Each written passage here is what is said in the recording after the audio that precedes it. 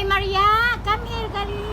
Kasi Unsa man day? dali kay magpatawag tag conference. May kaon? Conference, magpatawag ko conference. Sabi na ko kaon. Conference di ay. Magpatawag kong meeting karon kasi alam mo na ngayon ang balita medyo nagkagulo-gulo na yung mundo natin.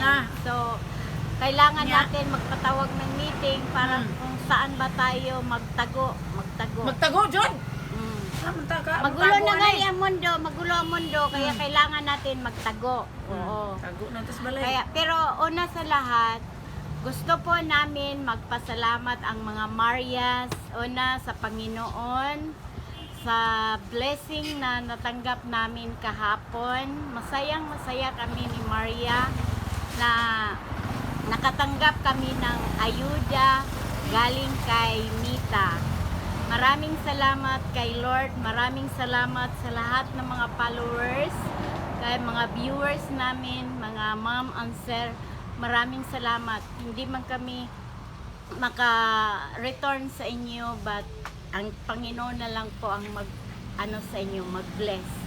Kaya maraming salamat na ngayon matawag na namin na legal na kami na vlogger. Kasi approved na po yung mga tolls namin. Thank you. Maraming salamat kay Sir Mita. Hindi ko po alam. Maraming salamat kasi 2 months lang kami talaga nag-start sa aming pagbablog. Kaya nung nakakita ko ng ibang vlogger na umabot sila ng 3 years, 2 years bago sila na approve ni Mita. Pero kami 2 months lang kami nag-start sa pag-vlog namin. Ngayon approve na po yung pag-vlogger namin. Legal na po yung vlogger namin, pagka-vlogger. Maraming salamat sa inyong lahat sa suporta.